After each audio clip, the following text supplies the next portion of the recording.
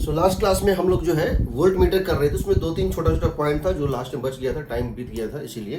तो एक तो ये होता है, मान लो हमारे पास ये गैल्वेनोमीटर है और ये एक रेसिस्टर है R1 और ये दूसरा रेसिस्टर है R2। यहाँ पर एक स्विच लगा हुआ है और यहाँ पर भी जो है एक स्विच लगा हुआ है, ठीक है।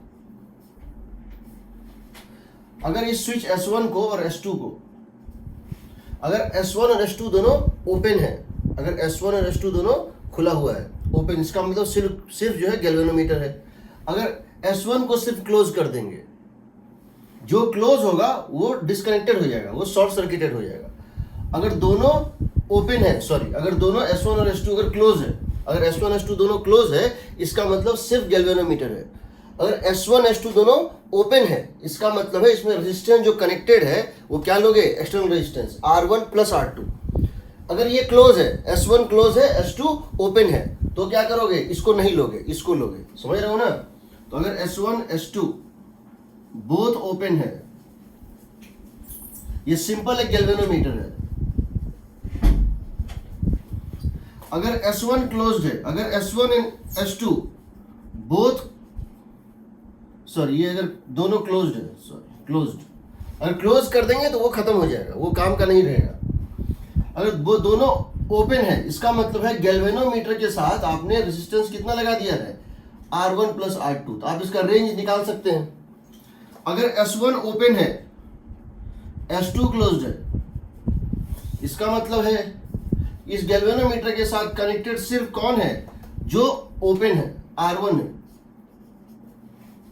और अगर S2 ओपन है, S1 अगर S2 ओपन है, S1 क्लोज्ड है, इसका मतलब है ओपन ही मीन्स इसके साथ सीरीज में क्या हो जाएगा, सिर्फ R2 हो जाएगा। तो आप अकॉर्डिंगली इसमें चार रेंज निकाल सकते हैं। एक गैल्वेनोमीटर का, एक R1 प्लस R2 लगा होगा तब, एक सिर्फ R1 लगा होगा तब, और एक सिर्फ R2 लगा होगा तब, ठीक है। ये हमारे नोट्स में है पेज 194 पे, ठीक है, मैं उसी को बता रहा हूं।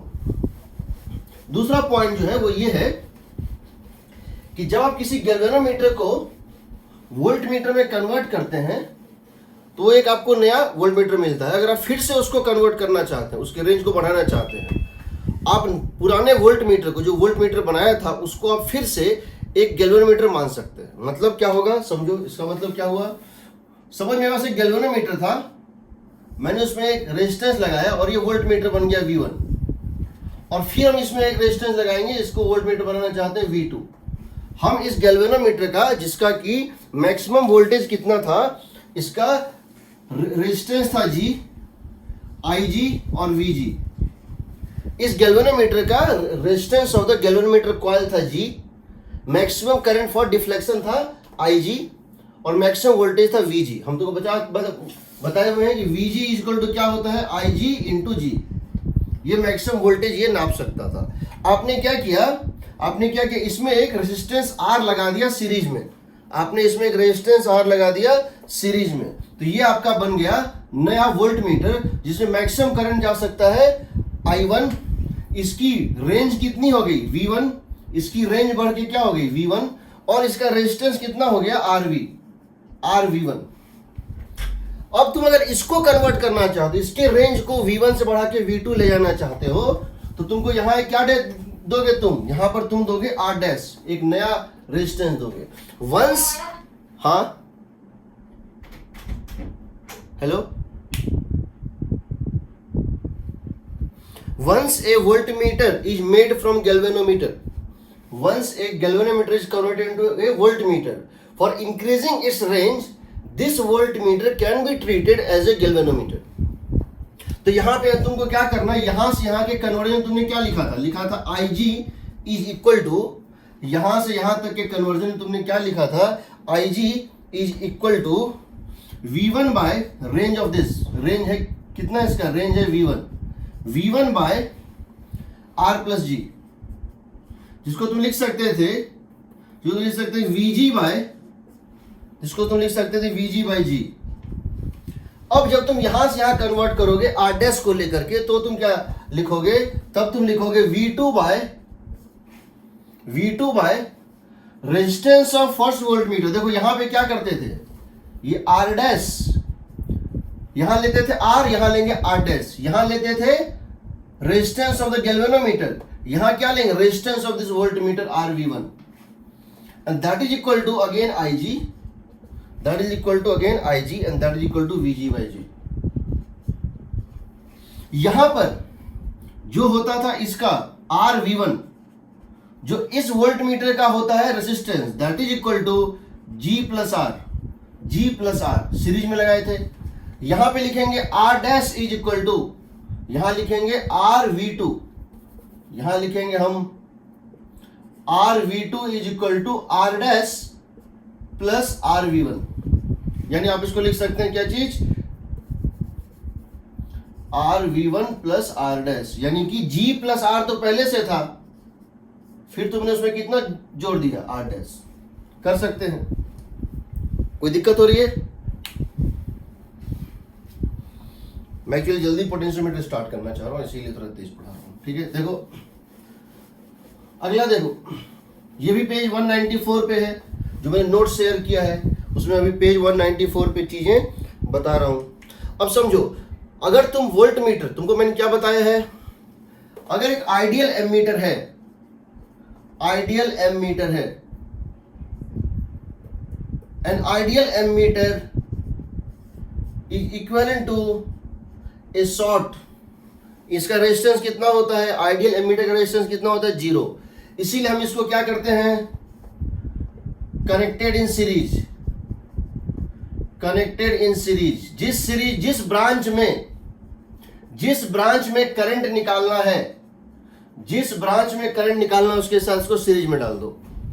दूसरा हमने क्या बताया था, ideal volt meter behaves as open circuit, क्यों, इसका रेजिस्टेंस क्या होता है, इनफाइनाइट होता है। Ideal volt meter behaves like open circuit, इसका मतलब है इसको हमेशा always connected in parallel across the points. अब समझो, अगर किसी क्वेश्चन में हम इसको गलत लगा देंगे तो ऐसा नहीं कि वैल्यू नहीं देगा, गलत वैल्यू देगा, लेकिन देगा, दे सकता है। देखो कैसे, मान लो मेरे पास एक क्वेश्चन है इस तरह से, क्या है, क्वेश्चन इस तरह से है, ठीक है,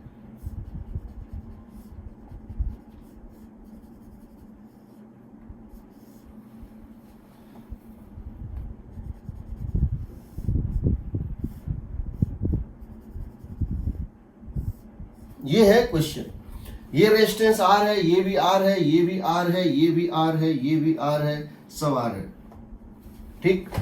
ये क्वेश्चन है, एक बैटरी है जिसका ईएमएफ ई है, ये सारे रेजिस्टेंस आर है। हमसे कहा गया है find the potential difference between point P and Q, हमको इस पॉइंट पी और इस पॉइंट क्यू के बीच में पोटेंशियल डिफरेंस निकालना है, ठीक है। हमें पोटेंशियल डिफरेंस निकालना है between a and b, p और क्यू के बीच में, ए और बी के बीच में। हमें करंट निकालना है इस ब्रांच में, हमें करंट निकालना है इस ब्रांच में, और हमें करंट निकालना है इस ब्रांच में, हमें करंट निकालना है इस ब्रांच में, और हमें करंट निकालना है इस ब्रांच में। इन दोनों ब्रांच में करंट निकालना है, और पी और क्यू और ए और बी के अक्रॉस क्या करना है, पोटेंशियल डिफरेंस निकालना है। Got it.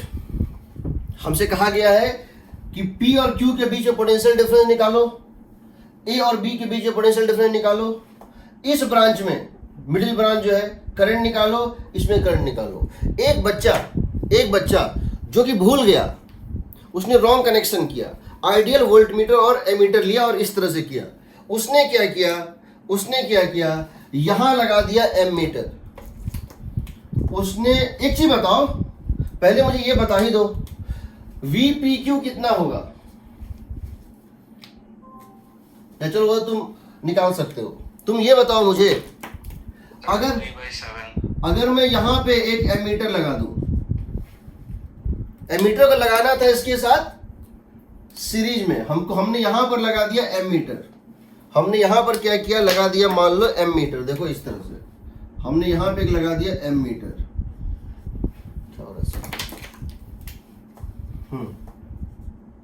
हमने यहां लगा दिया एक एमीटर, निकालना था वोल्टेज, निकालना था वोल्टेज, बट यहां लगा दिया एक एमीटर, इसका नाम दे रहे A1।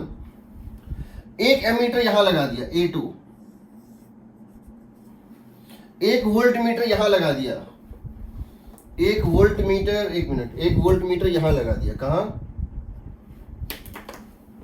ये सही लगाया है ऐसे करके V2, और एक वोल्ट मीटर यहां लगा दिया। अब बताओ चारों का रीडिंग कितना कितना होगा। पूछा गया है find the reading of all the ammeters and voltmeters. सबसे पहले तुमको ये इमेजिन करना, जहां जहां एमीटर है वहां क्या करोगे, वायर बनाओगे। तो ये बन जाएगा वायर, A1 क्या बन जाएगा, वायर, ये क्या बन जाएगा, वायर, और जहां जहां वोल्ट मीटर है उसको क्या करोगे, तोड़ दोगे। अब बताओ करंट कितना फ्लो करेगा और कैसे फ्लो करेगा। अब जरा देखते हैं करंट कैसे फ्लो करेगा, ठीक है। So what we are going to see is that यहां से, अब देखो ये तो हो गया शॉर्ट सर्किट, ये रेजिस्टेंस किसी काम का नहीं रहा, ये रेजिस्टेंस रहेगा, ये ब्रांच भी डिस्कनेक्ट हो गया, तो यहां से करंट निकलेगा ऐसे करके, यहां से करंट निकलेगा, इधर सारा करंट यहां से चला जाएगा, यहां कोई करंट नहीं जाएगा, यहां से करंट निकलेगा, समझो यहां से करंट निकलेगा, यहां पे जाएगा, उसके बाद करंट यहां जाएगा, उसके बाद करंट यहां जाएगा, फिर करंट यहां जाएगा, ये रास्ता तो टूटा हुआ है, फिर करंट यहां आएगा और फिर करंट यहां आएगा। बताओ 1R 2R और 3R 3R, तो यहां जो करंट निकलेगा E/3R, यहां से करंट कितना निकलेगा, E/3R, समझ रहे हो। ये खत्म, ये शॉर्ट सर्किट हो गया, सारा करंट यहां से निकल जाएगा, फिर सारा करंट यहां से जाएगा, फिर इस साइड कोई करंट नहीं जाएगा, सारा करंट यहां से जाएगा, फिर ये वोल्ट मीटर था इधर नहीं जाएगा, फिर सारा करंट यहां से जाएगा, फिर सारा करंट यहां से जाएगा। तो I की वैल्यू आएगी R, सॉरी ये R नहीं, ये R, ये R और ये R, ये R रहेगा, ये R रहेगा, ये R रहेगा, इस लूप में ये नहीं रहेगा, ऐसे करके जा रहा है करंट 3R, E/3R। तो इसमें करंट कितना आएगा, E/3R, ये E/3R यहां पर जाएगा। अब ये बताओ इसमें करंट कितना, इसमें करंट कितना, तो ये निकल गया तुमको। अब बताओ यहां कितना करंट होगा, E/3R।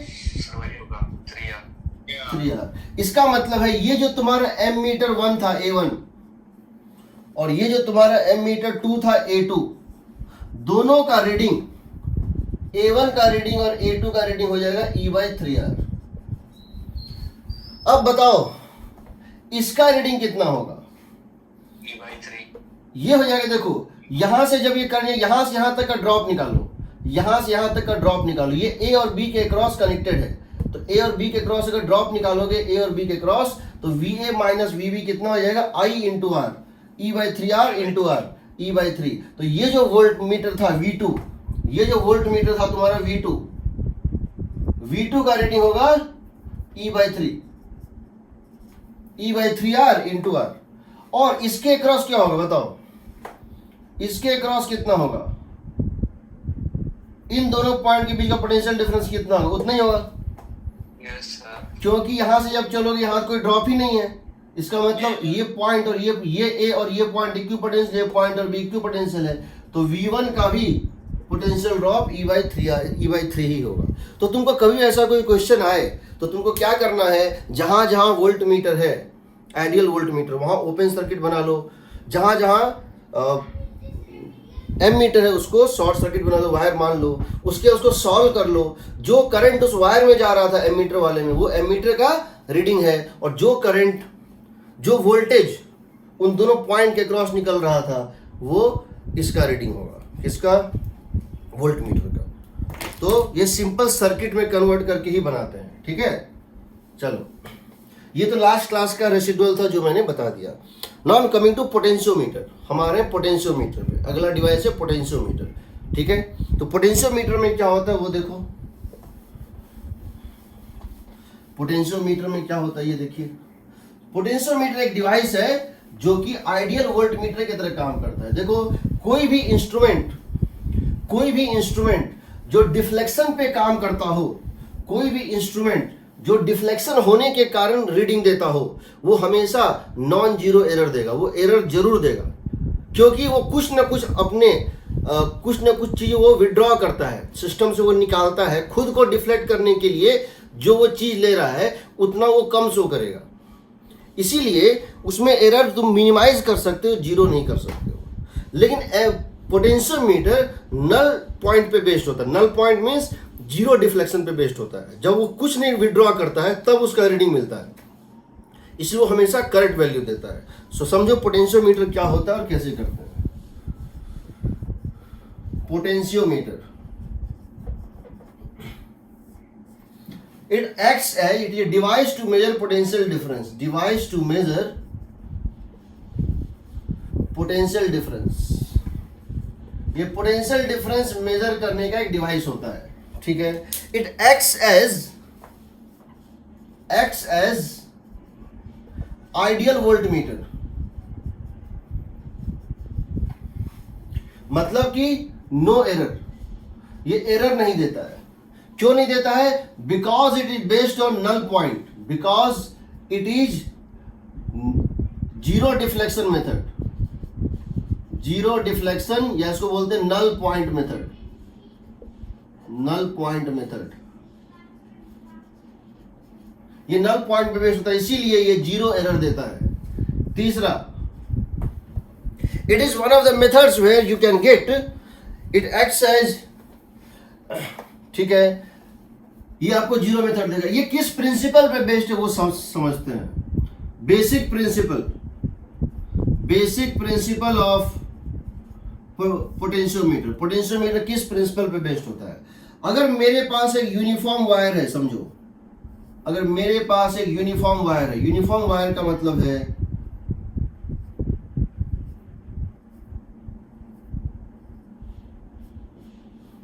अगर ये एक यूनिफॉर्म वायर है, अगर ये यूनिफॉर्म वायर है, इसका मतलब क्या है? इसका एरिया ऑफ क्रॉस सेक्शन और इसकी रेसिस्टिविटी दोनों हर जगह सेम है।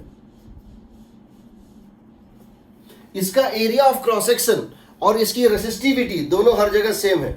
और इसमें अगर कोई करंट फ्लो कर रहा है आई, इसमें अगर कोई करंट फ्लो कर रहा है आई, और इसमें कोई करंट फ्लो कर रहा है ए से बी तक आई, तो तुम इसमें कोई भी दो पॉइंट ले लो, तुम इसमें कोई भी दो पॉइंट ले लो।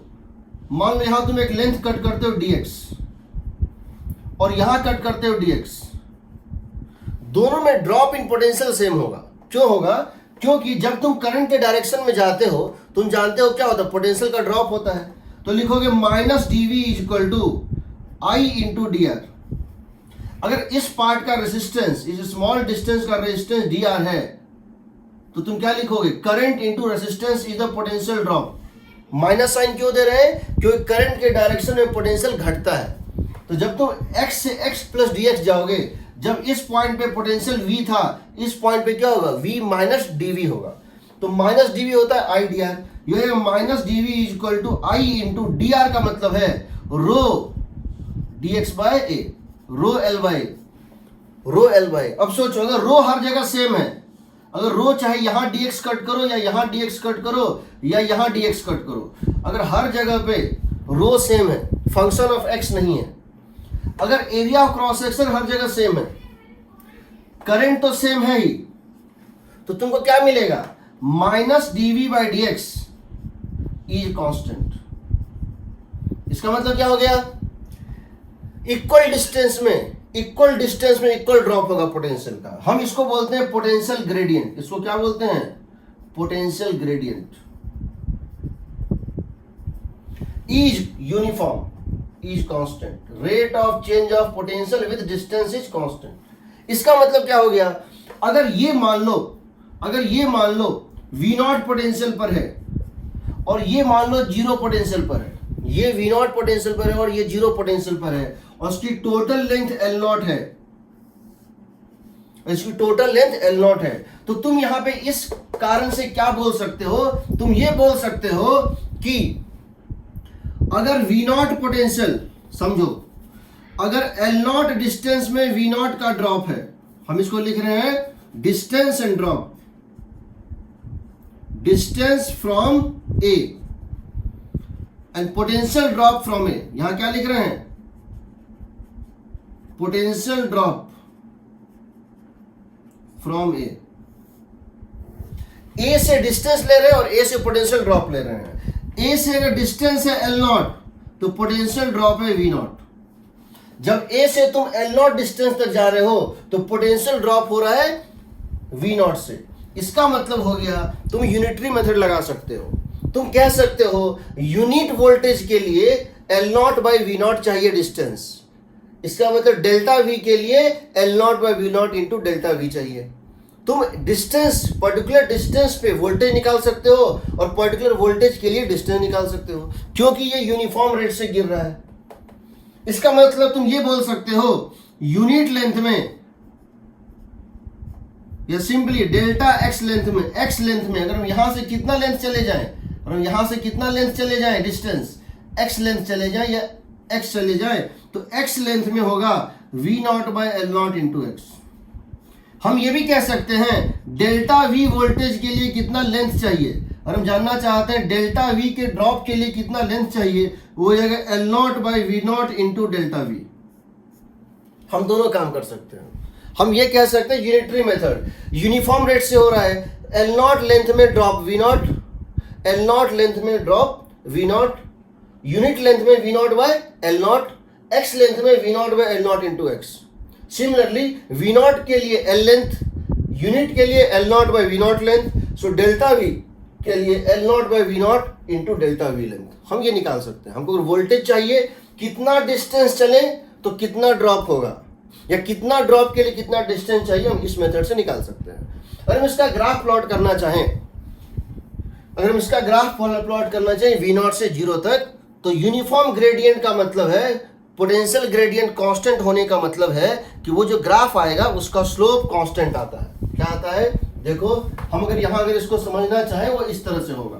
क्या होगा? इस तरह से, अगर हम इस एंड को बोले x इक्वल टू 0 और इस एंड को बोले x equal to L naught, तो अगर हम पोटेंशियल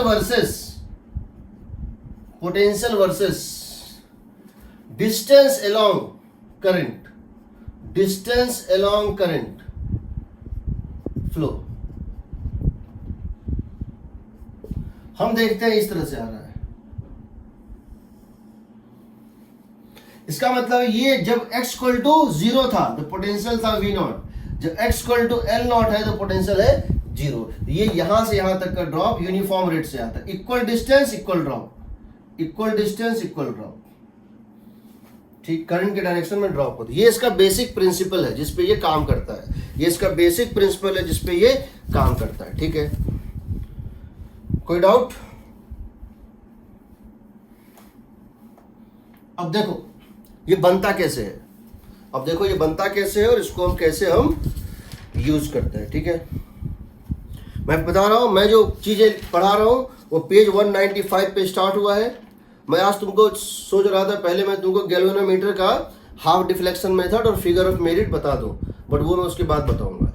पोटेंशियोमीटर के बाद जो इंस्ट्रूमेंट्स हैं वो सारे व्हीटस्टोन ब्रिज पे बेस्ड हैं। उसमें हम रेजिस्टेंस निकालते हैं, इसमें पोटेंशियल निकालते हैं। ये मेजरिंग इंस्ट्रूमेंट किसके लिए है? पोटेंशियल निकालने के लिए, वोल्टेज निकालने के लिए।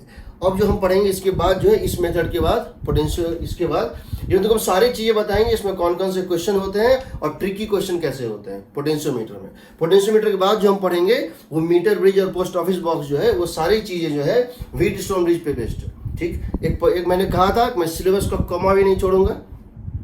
एक मेथड होता है उसको हम बोलते हैं half deflection method and figure of merit, वो मैं बताऊंगा। ठीक है, सो आई थिंक नेक्स्ट क्लास में मैं इसको कोशिश करूंगा खत्म करके हम लोग मैग्नेटिज्म स्टार्ट कर दें। अब देखो,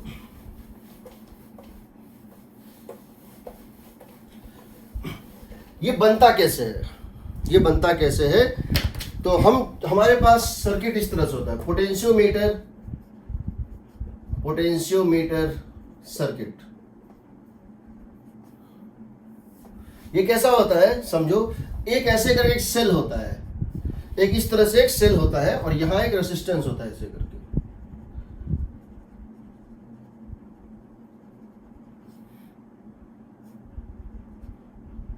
एक स्लाइडर होता है, इस तरह होता है, इसको बोलते हैं RH, इसको बोलते हैं E0, इसको बोलते हैं E0।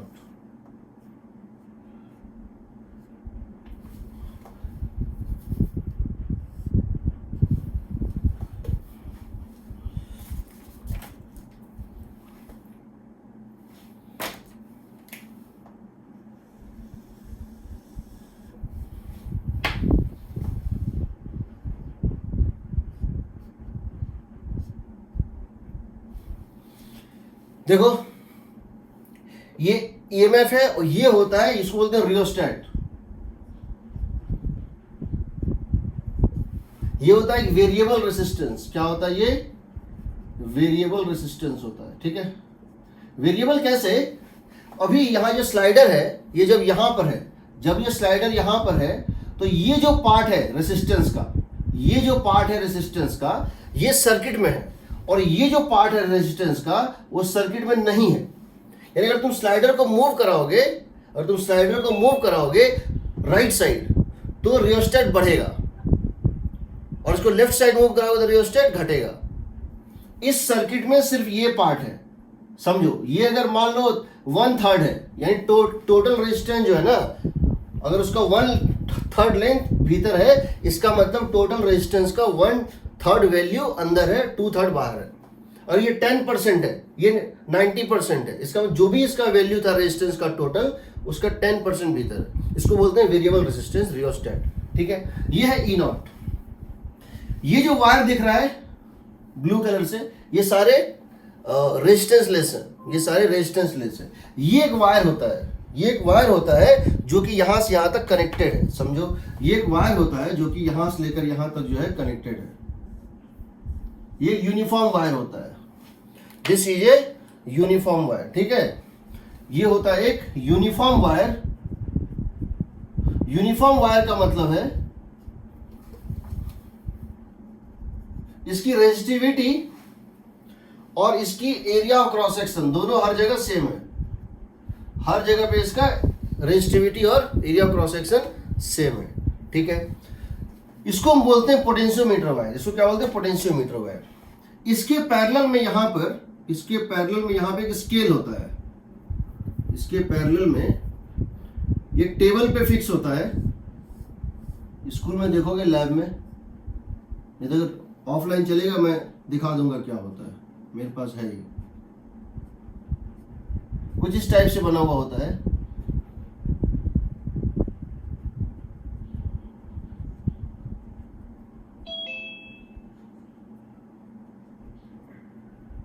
कुछ इस टाइप से बना हुआ होता है। ठीक है, इसके पैरेलल में स्केल होता है मेजर करने के लिए कि लेंथ कितना है। ठीक है, इसका नाम दे दो A, इसका नाम दे दो B, इस पॉइंट का नाम दे दो A, इस पॉइंट का नाम दो B। Now AB is a uniform wire. AB is a uniform wire. ठीक है, of length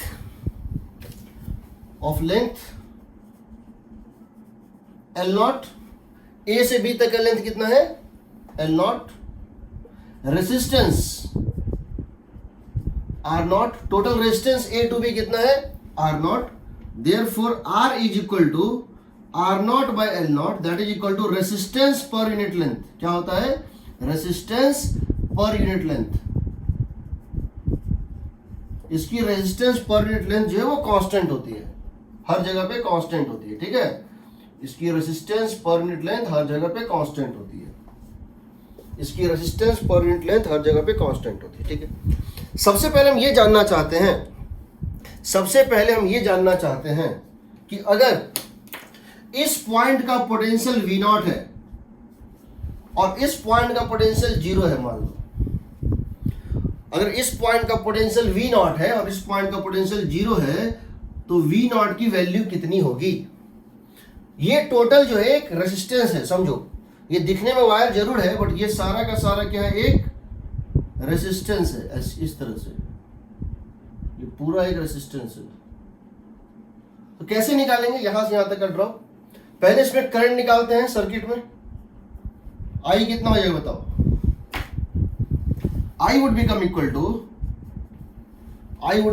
to E0 by, इसको बोलते हैं प्राइमरी सेल। क्या बोलते हैं इसको? प्राइमरी या ड्राइविंग सेल।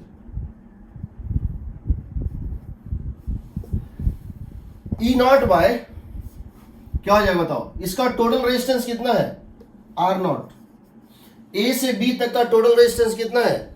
Are naught. और ये लगा है सीरीज में R naught plus resistance of rheostat, जितना भीतर है रियोस्टेट, ये हो गया करंट। तो ये बताओ ए से बी तक का पोटेंशियल ड्रॉप कितना होगा? VA माइनस VB, जिसको हम कह रहे हैं V नॉट, क्या वो this current into R naught हो जाएगा?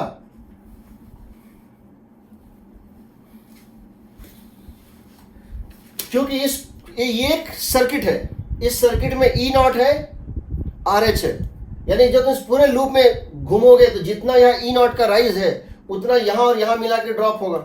बट इस वायर में कितना ड्रॉप होगा?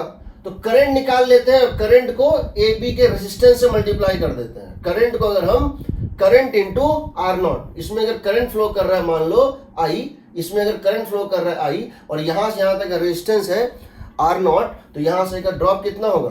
Current into R naught. Agreed? This is the potential drop. ये हो गया V नॉट। तो अब याद रखना दिस इज V नॉट, इसको याद रखना है this is V not.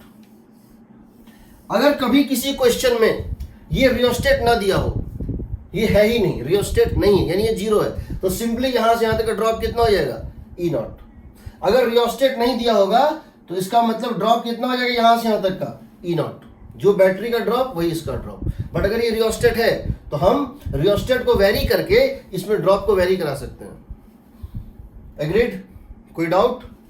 E naught by resistance of this R naught, E naught by this R naught plus RH total current into R naught, this is the drop. इसको पहले तो याद रखो, ठीक? अब समझो ये V नॉट जो है यही इसका रेंज भी होगा। ये V नॉट जो यहां से यहां तक का ड्रॉप है यही इस इंस्ट्रूमेंट का रेंज भी होगा। V naught is not only the drop from here to here, V naught is also range. तुम किसी दो पॉइंट के बीच का जब पोटेंशियल डिफरेंस नापोगे, अगर वो पोटेंशियल डिफरेंस इसके और इसके डिफरेंस से ज्यादा है तो तुम नहीं नाप पाओगे। एग्रीड? अब बताओ मुझे, मैं ये जानना चाहता हूं कि मैं अगर यहां से यहां जाऊं, कितना डिस्टेंस जाऊं? X डिस्टेंस, तो कितना ड्रॉप होगा? मैं ये जानना चाहता हूं जब मैं यहां से यहां जाऊंगा तो कितना ड्रॉप होगा? तो मैं कैसे निकालूंगा? मैं V नॉट निकाल चुका हूं, तो मैं क्या लिखूंगा? Divided by L not into X। बिल्कुल, मैं ये करूंगा कि X डिस्टेंस में ड्रॉप इन डिस्टेंस X, या एक काम करो, इसको इस तरह से वही करते हैं। डिस्टेंस कितना है? डिस्टेंस और drop, distance from A,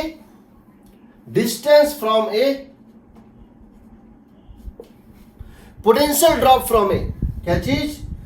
potential drop from A, distance from A and potential drop from A. जब डिस्टेंस है L naught, generally L naught 1 metre होता है। पहली बात बता देता हूं, अगर क्वेश्चन में नहीं दिया है तो 1 मीटर मान लेना। जनरली ये डिवीजन जो दिख रहा है स्केल पे वो मिलीमीटर में होता है। तो जब हम लीस्ट काउंट निकालेंगे, एरर निकालेंगे, परसेंटेज एरर निकालेंगे और रेजिस्टेंस को लिखेंगे कैसे सिग्निफिकेंट डिजिट के टर्म में, ये सब बहुत काम का होता है। ये जो स्केल होता है बहुत इंपॉर्टेंट है कि आप रेजिस्टेंस को फाइनली लिखिएगा कैसे, एरर कितना होगा, सब कुछ बताएंगे। ये स्केल जनरली मिलीमीटर में डिवाइडेड होता है या कभी कभी सेंटीमीटर में होता है, तो क्वेश्चन चेंज हो जाता है। It is also the range. तो V naught, L naught distance में V नॉट है, इसका मतलब यूनिट डिस्टेंस में V naught by L naught होगा। और बिकॉज ये यूनिफॉर्म रेट से गिरता है, ये यहां से यहां यूनिफॉर्म रेट से गिरता है, इसका मतलब जो स्लोप है, जो इंस्टेंटेनियस रेट ऑफ फॉल है स्ट्रेट लाइन में, वही एवरेज भी है। ये क्या हो गया? क्या ये हो जाएगा माइनस dV/dl? क्या यही हो जाएगा माइनस dV/dl? क्या रेट ऑफ, क्या पोटेंशियल ग्रेडियंट यही होगा? बिल्कुल, V naught by L, total drop by total length is same as small drop by small length. rate of change of potential with distance have magnitude v naught by l naught. Agreed? Agreed or not? Yes, sir. ये potential gradient है. हम पूछेंगे potential gradient कैसे बढ़ेगा. हम जब पूछेंगे potential gradient कैसे बढ़ेगा, सेंसिटिविटी कैसे बढ़ेगा, तो याद रखना दो टर्म है, एक है वी नॉट, एक है एल नॉट. और वी नॉट नहीं है, वी नॉट ये है. इसको बढ़ाएंगे तो क्या होगा, इसको बढ़ाएंगे तो क्या होगा, इसको बढ़ाएंगे तो क्या होगा, एल को बढ़ाएंगे तो क्या होगा, सब कुछ पूछेंगे. V naught by L naught को बोलेंगे पोटेंशियल ग्रेडियंट. पोटेंशियल ग्रेडियंट देखते हैं कैसे. इसको याद रखना. देखो इस पिक्चर को मेंटली सेट कर लो. E naught by R plus H is total resistance into total R H. E naught by R plus H into R naught, that is V naught. इस वायर में कितना ड्रॉप है, that is called V naught. ठीक है. अब देखो हम यहां पे तुमसे ये जानना चाहते हैं. क्या जानना चाहते हैं? हम पहला चीज डिफाइन कर रहे हैं, रेंज. अब रेंज कैसे करेंगे, क्या देखो इसका यूज क्या होता है. पहले इसका यूज देख लेते हैं, फिर इसका रेंज और सेंसिटिविटी देख लेंगे. यहां तक कोई डाउट किसी को?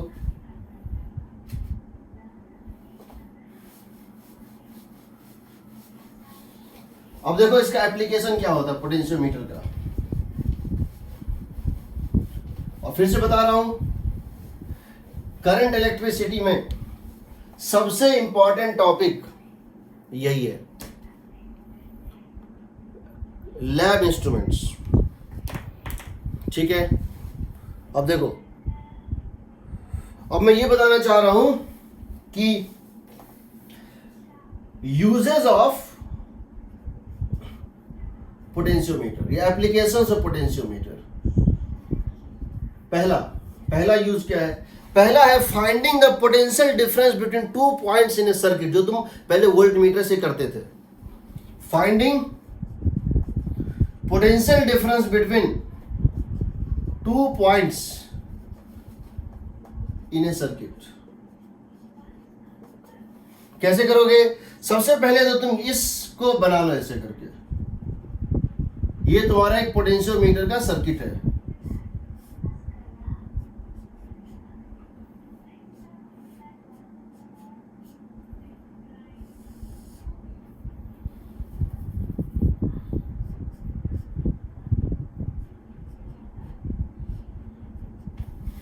ये वायर है ए बी, ये ई नॉट है, ये आर एच है होगा. इसमें दिया हुआ है ये वी नॉट पे है और ये 0 पे है. इसकी टोटल लेंथ एल नॉट है.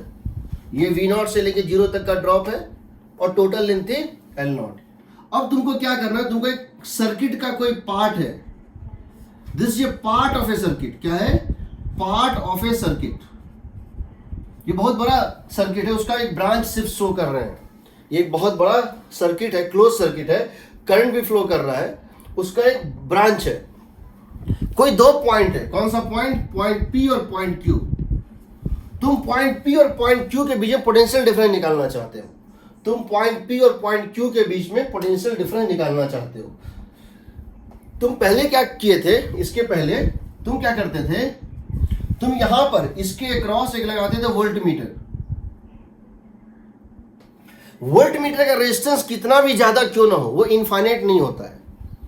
वो लार्ज हो सकता है बट इनफाइनाइट एक्चुअल में नहीं हो सकता है. यानी जब तुम यहाँ पे एक वोल्टमीटर लगा रहे हो, तुम वोल्टमीटर नहीं लगा रहे हो, तुम एक्चुअली एक रेजिस्टेंस लगा रहे हो. और यानी कि जैसे तुमने इसको लगाया, जो रेजिस्टेंस पहले इस ब्रांच में नहीं था अब वो आ गया, तो सर्किट बदल गया. तुम जिस सर्किट में वोल्टेज निकालना चाहते थे ये वो सर्किट नहीं रहा, अब उसमें एक नया रेजिस्टेंस आ गया. इस रेजिस्टेंस के कारण करंट या सर्किट बदलेगा, उसका हर चीज बदल जाएगा. अब बदला हुआ वैल्यू ये मेजर करेगा, यानी कि ये अपना इफेक्ट पहले सर्किट में देगा, सर्किट को डिस्टॉर्ट कर देगा, जो था नहीं वो इंट्रोड्यूस कर देगा और फिर मेजर करेगा. यानी इसकी मेजरमेंट गलत है क्योंकि ये डिफ्लेक्शन पे बेस्ड है. इसमें जब तक करंट जाएगा नहीं कुछ, ये डिफ्लेक्शन करेगा. तो जो करंट पहले यहां जा रहा था, कुछ पार्ट अब इसमें भी जा रहा था. अब हम क्या करते हैं, यहां पे इस तरह नहीं होगा। हम क्या करते हैं, एक कनेक्टिंग वायर से इसको ज्वाइन कर देते हैं, हम ए और पी को ज्वाइन कर देते हैं, और क्यू को क्या करते हैं, यहां गैल्वेनोमीटर लेते हैं, ठीक है, यहां लेते हैं गैल्वेनोमीटर, उसका एक एंड क्यू से ज्वाइन करते हैं और दूसरे एंड को यहां मूव कराते हैं। समझो, जैसे तुमने ए और बी को ज्वाइन कर दिया, इसका मतलब क्या हो गया, वीए और वीपी सेम हो गया, वीए और वीपी सेम हो गया। इन दोनों को ज्वाइन कर दो जीरो रेजिस्टेंस वायर से, ये और ये सेम पोटेंशियल पे चला जाएगा। अब क्या करो, क्यू को यहां पे एक स्लाइडर हो, जिसको बोलते हैं जॉकी, इसको बोलते हैं जॉकी। जॉकी इस टाइप से होता है, एक मेटल का पीस होता है जॉकी, उसका शार्प एज होता है, उसका एज शार्प, उसको बोलते हैं जॉकी। एक स्लाइडर होता है जिसको कि तुम जिस पॉइंट पे, इसको तुम जिस पॉइंट पे कनेक्ट कर दोगे, इसको और छोटा कर दो ऐसे,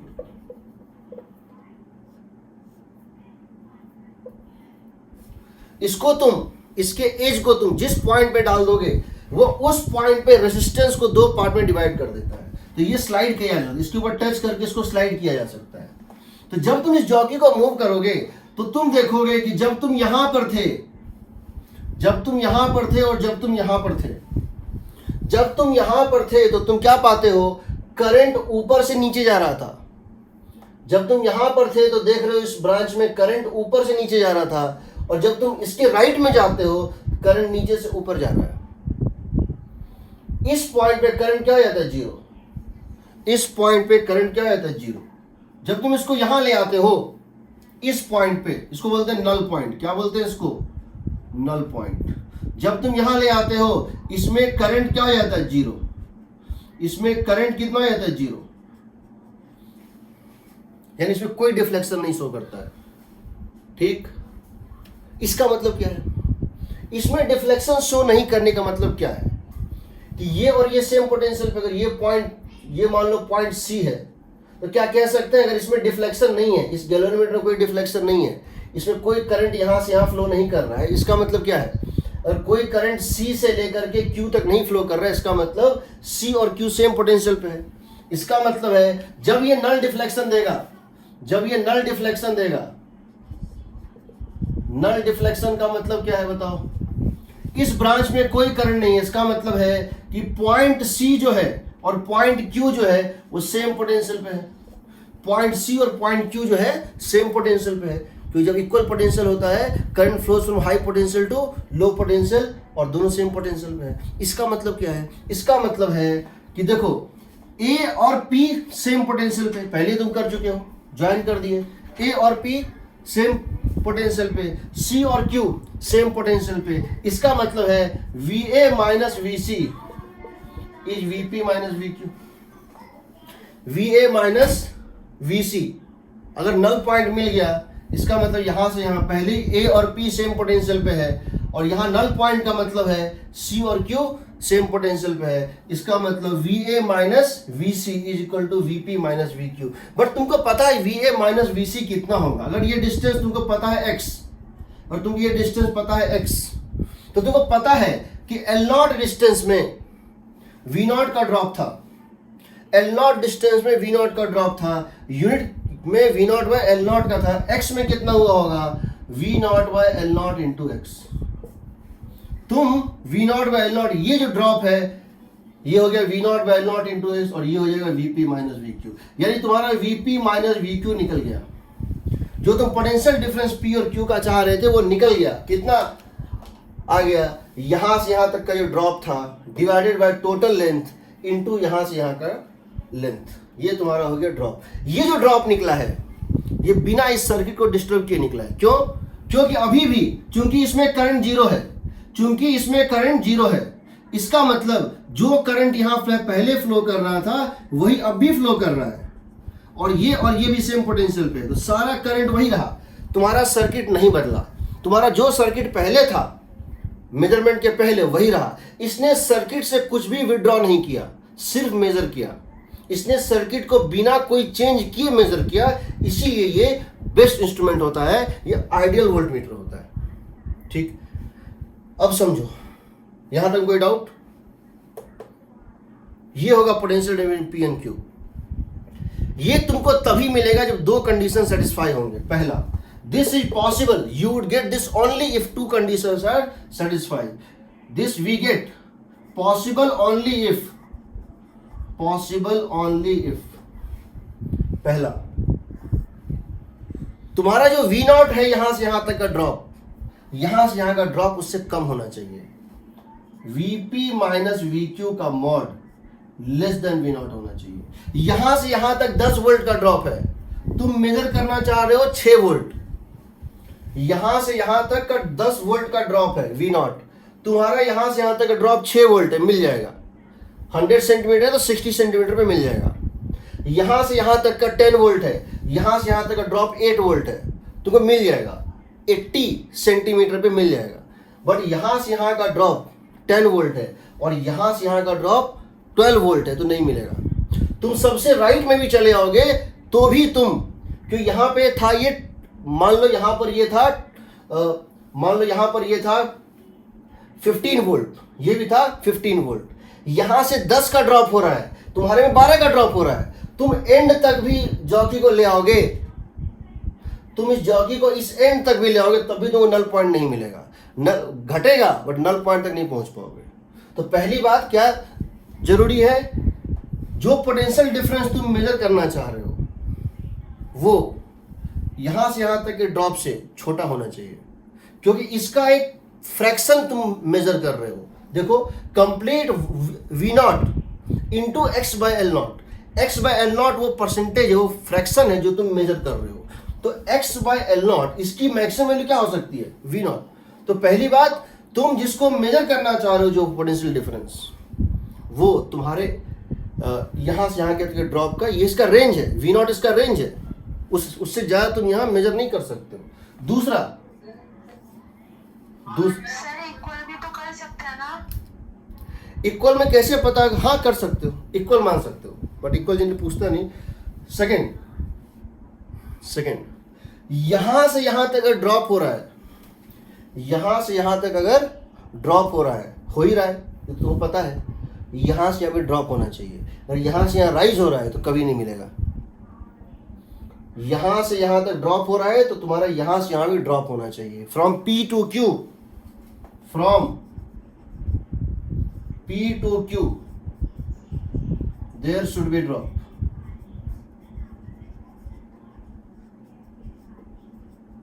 अब इनको पहचानेंगे कैसे, पहले सो बताओ, पहचानेंगे कैसे? समझो इस बात को। हम यहां पर एक गैल्वेनोमीटर कनेक्ट किए हुए हैं इस तरह से, और मान लो ये गैल्वेनोमीटर जो है मुझे इधर एक डिफ्लेक्शन दे रहा था। मान लो ये गैल्वेनोमीटर मुझे इस तरह से डिफ्लेक्शन यहां पे दे रहा है, जब जॉकी यहां पर था। मैं इसको राइट कर रहा हूं, मैं इसको राइट कर रहा हूं तो डिफ्लेक्शन बढ़ रहा है, ये डिफ्लेक्शन बढ़ रहा है। इसका मतलब क्या है? जब मैं, समझो, जब मैंने यहां पर जॉकी को डाला हुआ था, 0 ये है, राइट लेफ्ट दोनों हो सकता था, ये यहां पर था, और जब मैं इसको यहां से यहां लेकर गया तो ये और दूर चला गया। इसका मतलब ये केस है। इसका मतलब क्या है? मेरा पोटेंशियल इधर क्या हो रहा है? डिक्रीज कर रहा है। मेरा पोटेंशियल यहां डिक्रीज कर रहा है और ये यहां से यहां क्या हो रहा था? इंक्रीज कर रहा था, इसीलिए ऐसा हो रहा है। अगर दोनों डिक्रीज करेगा तो ये घटेगा, घटना चाहिए। यहां डिफ्लेक्शन जितना है, समझो, यहां डिफ्लेक्शन अगर इस पॉइंट पे डिफ्लेक्शन इस तरह से है, हम जैसे जैसे राइट मूव करेंगे डिफ्लेक्शन ऐसे होगा और फिर ऐसे होगा।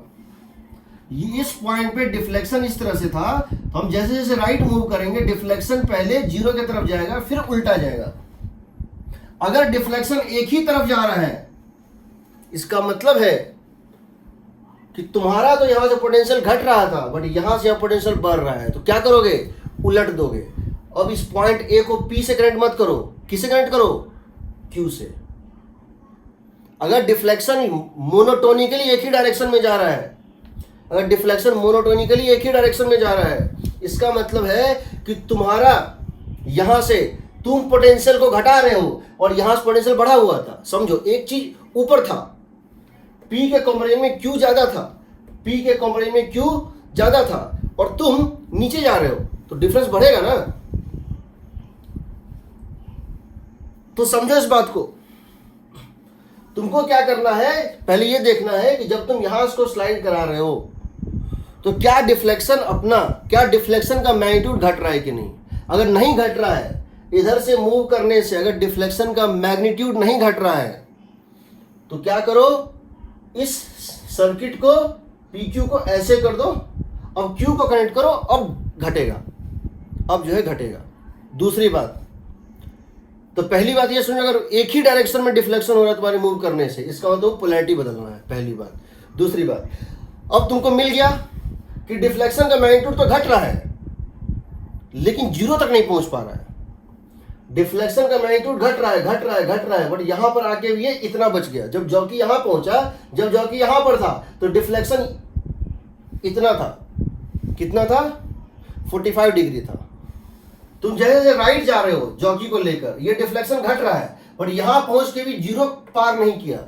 इसका मतलब क्या है कि जो तुम्हारा डायरेक्शन सही है, क्योंकि डिफ्लेक्शन का मैग्नीट्यूड घट रहा है, इसका मतलब तुम्हारा डायरेक्शन सही है, यहां से भी ड्रॉप हो रहा है, यहां से भी ड्रॉप हो रहा है, इसलिए ये मैग्नीट्यूड घट रहा है। लेकिन इसका जो रेंज है, ये इसको जीरो तक नहीं कर पा रहा है। इसका मतलब V0 की वैल्यू इस पोटेंशियल ड्रॉप से, इसका मतलब V0 की वैल्यू इस पोटेंशियल ड्रॉप से क्या है, कम है, हाँ लेस है। अब उसको चेंज करना होगा। कैसे करोगे चेंज, अब V0 को चेंज कर दो। अब तुम्हारे पास पता है V0 होता था E0 by R0 plus RH into R0। तो सबसे आसान तरीका होता है इसका, देखो तुम बैटरी को भी चेंज कर सकते हो, बट बैटरी को चेंज करना ज़्यादा डिफिकल्ट काम है, इसको चेंज करना बहुत आसान काम है। एक नॉब घुमाओगे चेंज हो जाएगा। तो क्या करो, रियोस्टेट को चेंज कर दो। रियोस्टेट को अगर इसको बढ़ाना चाहते हो तो सबसे आसान तरीका है रियोस्टेट को घटाओ। अब तुमको हो सकता है मिल जाए, अब तुमको हो सकता है नल पॉइंट मिल जाए। क्योंकि अब क्या होगा, सोचो, जब तुम इसको घटाओगे क्या हो रहा था, कुछ ड्रॉप इसमें था और कुछ ड्रॉप इसमें था, जिसको हम V0 बोलते हैं। कुछ ड्रॉप इसमें था, कुछ ड्रॉप इसमें था, दोनों का ड्रॉप का सम था E0, दोनों का सम था E0। E0 का कुछ पार्ट इसमें था, कुछ पार्ट इसमें था। जो पार्ट इसमें है वही तुम्हारा रेंज है, जो पार्ट इसमें है वो तो बेकार का है। तो तुम क्या करोगे, इसमें पार्ट को घटाना चाहते हो तो इसको घटा दो। लेकिन यहां भी एक प्रॉब्लम है, तुम इसको घटा के मैक्सिमम कितना कर पाओगे, E0। अगर E0 में भी नहीं हो पाया तब तुमको बैटरी चेंज करना पड़ेगा, तब तुमको बैटरी चेंज करना पड़ेगा। बैटरी को चेंज करने का फर्स्ट प्रायोरिटी मत दो, पहले RH को घटाते जीरो कर दो। अगर उसमें मिल गया नल पॉइंट, बहुत अच्छी बात है, नहीं मिला तब बैटरी चेंज होगा प्राइमरी से। यही सब क्वेश्चन पूछेगा, बता देते हैं। आजकल जो मेजरिंग इंस्ट्रूमेंट से क्वेश्चन पूछ रहा है ना, हिल जाता है बच्चा। मैं इवन मेंस में देख रहा हूँ, जिस टाइप से क्वेश्चन पूछा जा रहा है, बच्चा का दिमाग घूम जाता है कि हो क्या रहा है। बहुत इंटरनल डिटेल है, समझ लो इसको। फॉर्मूला तो अलग चीज़ है, पर कैसे होता है तो याद रखना। अगर तुम पोलैरिटी तुम्हारा सही है, पोलैरिटी उल्टा है, तो डिफ्लेक्शन मोनोटोनिक सेम डायरेक्शन में जाएगा, डिफ्लेक्शन का मैग्नीट्यूड बढ़ेगा। अगर इसकी पोलैरिटी या ये अगर यहाँ से इंक्रीज हो रहा है और ये यहाँ से डिक्रीज हो रहा है, तब जब तुम मूव करोगे तो मैग्नीट्यूड ऑफ डिफ्लेक्शन बढ़ता है, पहला चेकिंग पॉइंट। दूसरा, अगर मैग्नीट्यूड ऑफ डिफ्लेक्शन बढ़ रहा है तो सबसे पहले इसकी पोलैरिटी को उलट दो, उसके बाद मैग्नीट्यूड घटेगा, ये श्योर है। तो मैग्नीट्यूड घटना चाहिए, यहाँ पे जो भी डिफ्लेक्शन है उसकी मैग्नीट्यूड घटनी चाहिए। अगर ये घट रहा है, किसी पॉइंट पे जीरो पार करके राइट हो जा रहा है, तो जीरो तुमको मिल जाएगा। अगर नहीं मिल रहा है, इसका मतलब है कि तुम्हारा रेंज तुमको देखना पड़ेगा। तब तुमको क्या है, RH करके इसका रेंज ये चेक करना पड़ेगा, ठीक है। दूसरा इसका मेथड क्या होता है समझो। At the end of the day तुमको हम फिर इसका एक जनरल वही बताएंगे। तो याद रखिएगा, इसका रेंज जो होता है वो क्या होता है, V0। रेंज इसका कितना होता है समझ लो, V0, पहली बात। दूसरी बात, इसमें एक चीज हम डिफाइन करते हैं, सेंसिटिविटी। क्या बोलते हैं, sensitivity of A potentiometer. Sensitivity का मतलब है थोड़ा सा भी चेंज हो तो पता चल जाए, कुछ भी चेंज हो पता चल जाए। मतलब क्या है, स्मॉल डीवी का भी चेंज हो, अगर वोल्टेज में हम डीवी चेंज करें, 0.001 वोल्ट का भी चेंज करें तो पता चलना चाहिए कि अच्छा हो रहा है। कैसे पता चलेगा? इसका मतलब है for small change in voltage we have to shift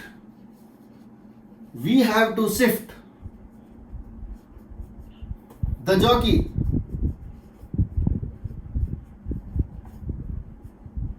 by large amount। इसका मतलब क्या हुआ?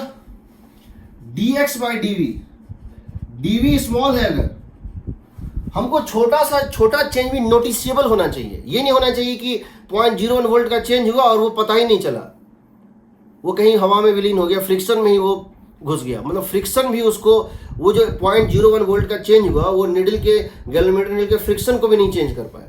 मतलब कहने का है कि थोड़ा सा भी चेंज हो तो हमको पता चले। इसका मतलब क्या हुआ? ये स्मॉल हो तो ये लार्ज हो, इसको बोलते हैं सेंसिटिविटी। अब समझो, इसको क्या लिख सकते हैं?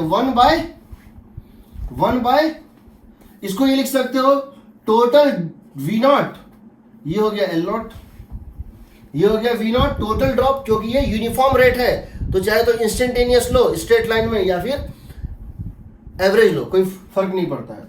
That is going to be equal to 1 by potential gradient.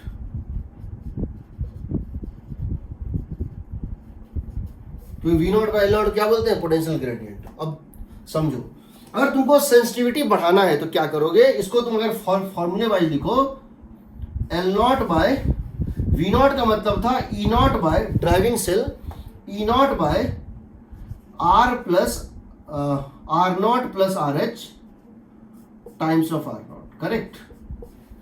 And that is equal to L0 by E0 into 1 plus RH by R0। सही है ना? अगर तुमको सेंसिटिविटी बढ़ाना है, तो इसका तरीका क्या क्या है? L0 को बढ़ाओ, E0 को घटाओ, ठीक है ना? एक मिनट सर, RH को बढ़ा सकते हैं। एक मिनट L0 बढ़ाने से फर्क पड़ेगा क्या? तो वो तो फिक्स रहेगी। देख लेते हैं, इसको छोड़, E0 को घटाओ, RH को बढ़ाओ, ठीक है? और RH को बढ़ाओ, और इसको लिख सकते हैं L0 by E0 plus L0 by R0 into RH। देखो, ये रेशियो कांस्टेंट है, तुम उसी वायर का लेंथ डबल कर दो तो रेजिस्टेंस पर यूनिट लेंथ तो सेम है ना। अगर हम एक वायर का लेंथ डबल कर देंगे तो क्या होगा? ये भी डबल, ये भी डबल, ये भी डबल, ये भी डबल, ये तो कांस्टेंट रहेगा ना। तो ये, बट यहां पर L0 है, एक्स्ट्रा है, ये L0 है सिर्फ, यहां पे R0 नहीं है। यानी L0 को बढ़ाने से भी रेजिस्टिविटी क्या होगा? तुम्हारा सेंसिटिविटी क्या होगा? बढ़ेगा, ठीक है? L0 को बढ़ाने से भी सेंसिटिविटी बढ़ेगा, पहली बात। दूसरी बात, जो चीज तुम सेंसिटिविटी में कर रहे हो उसका उल्टा रेंज में होगा कि नहीं? एक मिनट रुक जाओ, ये हो गया सेंसिटिविटी के लिए। दूसरा, अगर हम रेंज की बात करें, रेंज होता है V0, रेंज है V0, और V0 की वैल्यू क्या है बताओ? V0 की वैल्यू थी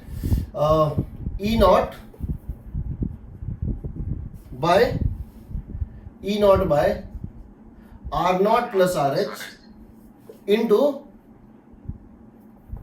R0 plus RH into R0। अच्छा, तो हम जानना चाहते हैं लेंथ पे क्या इसका असर पड़ेगा। इसको लिख देते हैं, एक काम इसको लिख देते हैं R naught by E naught by 1 plus R H by R naught, ठीक है, and that is equal to E naught by 1 plus R H by R naught को लिख देते हैं resistance per unit length into L naught. अब बताओ क्या होगा, यहां पर अगर रेंज को बढ़ाना है तो ईएमएफ को बढ़ाना पड़ेगा, इसका उल्टा अगर हमको रेंज को बढ़ाना है तो ई नॉट को बढ़ाना पड़ेगा, यहां पे ई नॉट को घटाना पड़ रहा था। आर एच को क्या करना पड़ेगा, अगर रेंज को बढ़ाना है आर एच को घटाना पड़ेगा, यहां बढ़ाना पड़ रहा था। और एल नॉट को अगर यहां बढ़ाएंगे तो ये घटेगा, ये घटेगा तो ये बढ़ेगा, उल्टा है, ठीक उल्टा है।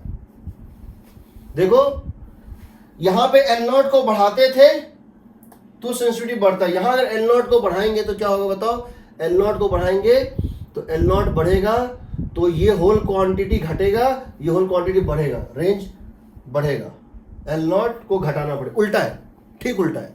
तो तीनों याद रखना, ईएमएफ यहां जो चीज सेंसिटिविटी में होगा उसका उल्टा रेंज में होगा, जो चीज सेंसिटिविटी में होगा उसका उल्टा रेंज में होगा। एग्रीड? Yes sir. अब देखो अगर वायर का मटेरियल ही चेंज कर दे तो, और वायर का मटेरियल ही चेंज कर दे तो क्या होगा। मान लो हमने एक कॉपर वायर लिया था और हम क्या करते हैं एक सिल्वर वायर ले रहे हैं, दोनों में एक ही फर्क है, सब कुछ सेम है, एरिया वेरिया सब सेम है। सिल्वर वायर का रेजिस्टिविटी मान लो ज्यादा है, नहीं कॉपर वायर का रेजिस्टिविटी ज्यादा है मान लो, तो क्या होगा, कुछ फर्क पड़ेगा। E naught same, R H same, L naught भी सेम है, आर नॉट है resistance per unit length, resistance पर ये तो चेंज कर रहा है ना अब, यस सर। और ये हो जाएगा R H by R naught, ये था R H by resistance per unit length में, ये हो गया R naught, rho naught, R naught resistance per unit length. अगर रेजिस्टेंस पर यूनिट लेंथ बढ़ा दें, अगर मटेरियल चेंज कर दें, अगर रेजिस्टेंस पर यूनिट लेंथ बढ़ा देंगे तो क्या होगा, और ये रेजिस्टेंस पर यूनिट लेंथ बढ़ेगा तो ये होल क्वांटिटी बढ़ेगा, घटेगा तो ये बढ़ेगा यहाँ पे बढ़ेगा। रेजिस्टेंस पर यूनिट लेंथ हम बढ़ाएंगे तो ये हो गया घट गया, बढ़ेगा, और यहाँ पर घटेगा, ये डिनोमिनेटर में है, ये जो कांस्टेंट है ना R naught by L naught, R naught by L naught into is equal to R naught and that is constant, यही ना। तो ये आर एच बाय दिस है, तो यहां बढ़ेगा तो ये घटेगा, हाँ ये घटेगा, ठीक है।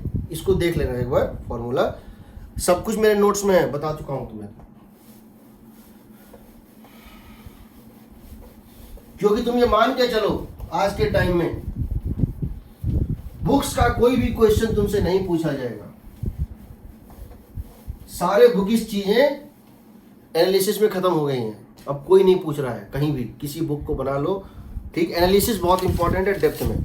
हमने पहला इसका यूज देखा था, how to find potential difference between two points in a circuit. दूसरा है how to compare EMF, how to find EMF. दूसरा इसका एप्लीकेशन है how to find EMF of a real cell.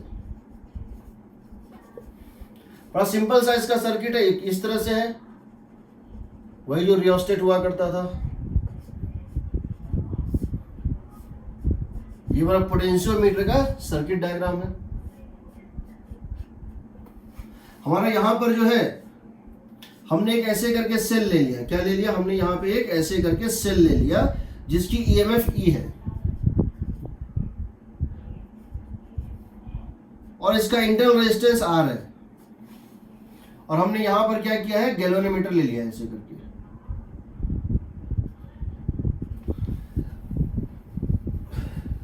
और हम यहां मूव करा रहे हैं, और यहां नल पॉइंट फाइंड करते हैं। क्या फाइंड करते हैं, नल पॉइंट। हम क्या फाइंड करते हैं, नल पॉइंट। नल पॉइंट मतलब इसमें डिफ्लेक्शन जीरो है, इसमें करंट जीरो है। यहां मान लो V नॉट पोटेंशियल है और यहां मान लो जीरो पोटेंशियल है, और ये डिस्टेंस जो है नल पॉइंट का मान लो यहां से x है, तो यहां से यहां तक का ड्रॉप कितना होगा बताओ, V naught by L naught into X. यहां से यहां तक का ड्रॉप होगा V naught by L naught into X. इस रास्ते से जाओ तो यहां से यहां का ड्रॉप होगा V naught by L naught into X. और अगर इस रास्ते से जाओ तो यहां से यहां का ड्रॉप ई, यहां से यहां का ड्रॉप ई, बिकॉज इसमें करंट जीरो है, इसमें कोई ड्रॉप नहीं है, तो यहां से यहां ड्रॉप ई, यहां करंट जीरो नो ड्रॉप, यहां करंट जीरो नो ड्रॉप, तो यहां से यहां कितना हो जाएगा ई। या तुम इस लूप में भी चाहो तो घूम जाओ, यहां से प्लस ई, देखो अगर तुम इस लूप में घूम जाओ तो क्या करोगे, plus E minus drop from here to here V naught by L naught into X is equal to zero.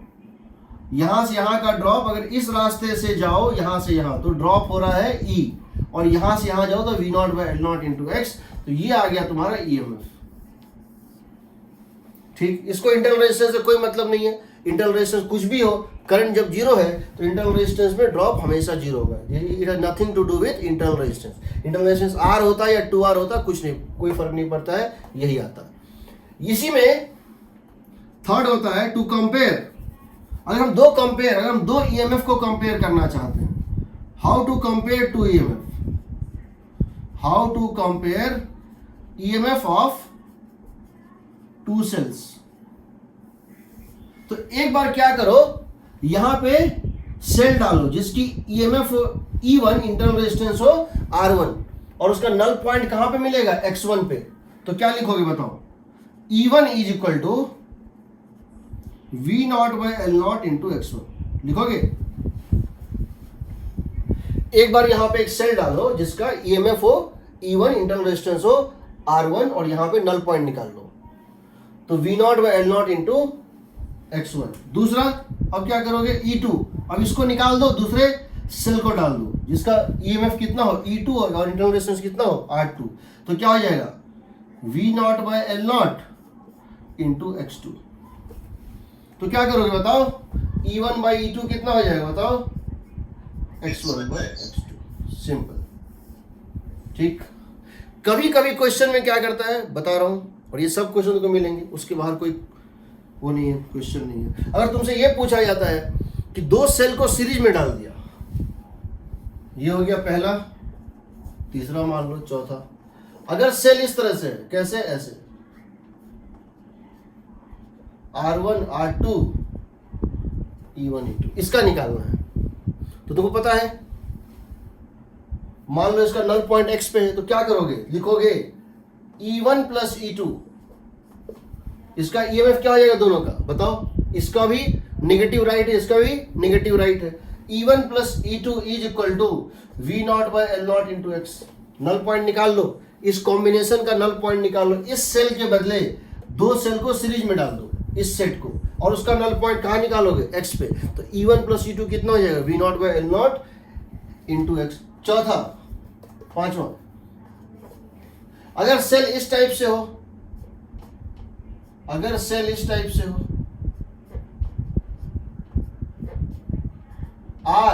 R1 E1 E2 R2, इस कॉम्बिनेशन का निकालना है। तो तुमको पता है ये दोनों पैरेलल में है, तो हमको याद है हम क्या किए थे, E equivalent is equal to E1 by R1 plus E2 by R2 by 1 by R1 plus 1 by R2। ये दोनों मिलके एक सेल बन जाएगा, ये दोनों मिलके एक सेल बन जाएगा जिसका इक्विवेलेंट ईएमएफ क्या होगा, E1 by R1 plus E2 by R2 by 1 by R1 plus 1 by R2, और R इक्विवेलेंट का कोई काम ही नहीं है। इसको किससे इक्वेट कर दोगे, V naught by L naught into x. Agreed?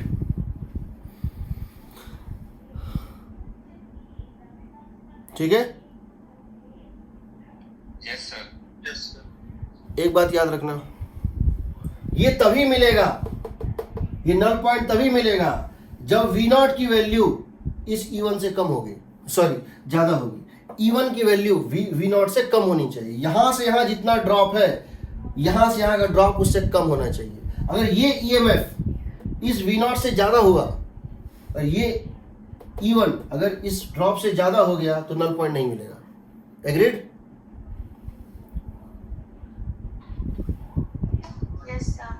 इसको बोलते हैं सेकेंडरी सेल। इसको क्या बोले थे, प्राइमरी सेल या ड्राइविंग सेल। अगर कभी कोई स्टेटमेंट दिख जाए प्रीवियस ईयर जेईई क्वेश्चन में और कभी कोई स्टेटमेंट दिख जाए प्रीवियस जेई क्वेश्चन में कि the potential the EMF of the driving cell must be more than the EMF of the secondary cell, the EMF of the primary cell must be more than the EMF of the secondary cell, correct, ठीक है, तभी null point मिलेगा, नहीं तो नहीं मिलेगा, ठीक है। तो तुम इससे इस तरह कर सकते हो। एक क्वेश्चन पूछा दिया आईटी का, जो तुम्हें बोल रहा हूँ सब प्रीवियस जेई का क्वेश्चन है। एक बार एक सेल को सेम पोलैरिटी में लगाया, एक बार दो सेल को लिया और सेम पोलैरिटी में लगाया, तो नल पॉइंट 60 सेंटीमीटर पे था। जब सेम पोलैरिटी में लगाया, मतलब दोनों का प्लस एक तरफ है, दोनों ऐड हो रहा है। जब दोनों का पोलैरिटी सेम डायरेक्शन में था तो नल पॉइंट 60 सेंटीमीटर पे था, और जब पोलैरिटी अपोजिट था तो नल पॉइंट 20 सेंटीमीटर पे था। तो बताओ what is ratio of the EMF. तो एक बार में लोगे E1 प्लस E2, एक बार में लोगे E1 माइनस E2। हाँ, वो जो भी है वो सब, मतलब मैं क्वेश्चन मैं तो बता रहा हूँ क्वेश्चन कैसा आता है ना। अब एक इसका एप्लीकेशन होता है कि how to find internal resistance of a cell, real cell, using potentiometer.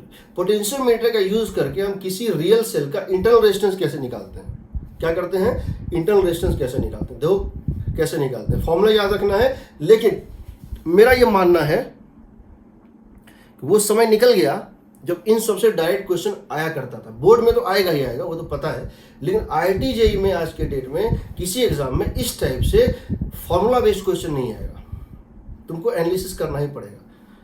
बताऊंगा कैसे पूछता है। देखो, हमको ये फाइंड करना है how to find internal resistance of a real cell using a potentiometer.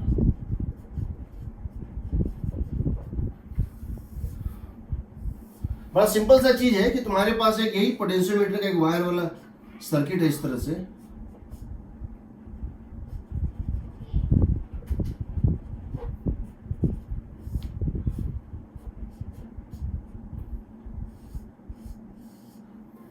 चूंकि ये नल पॉइंट पे बेस्ड है, ये जो तुमको सर्किट दिख रहा है ये इंडिपेंडेंट रहा, इसको कोई इफेक्ट नहीं हुआ। ये जो तुमको सर्किट दिख रहा है इसमें कोई चेंज नहीं हुआ, क्योंकि ना इसमें से कोई करंट बाहर निकला, ना इसमें कोई करंट एंटर किया। इसमें जो करंट फ्लो कर रहा था वो फ्लो करता रहा नल पॉइंट के केस में। तुमको निकालना है, एक सेल दिया हुआ है तुमको, और इसका ये इंटरनल रेजिस्टेंस है स्मॉल r। तुम क्या करते हो, इसमें एक पैरेलल में एक ऐसे लगा देते हो एक्सटर्नल रेजिस्टेंस r।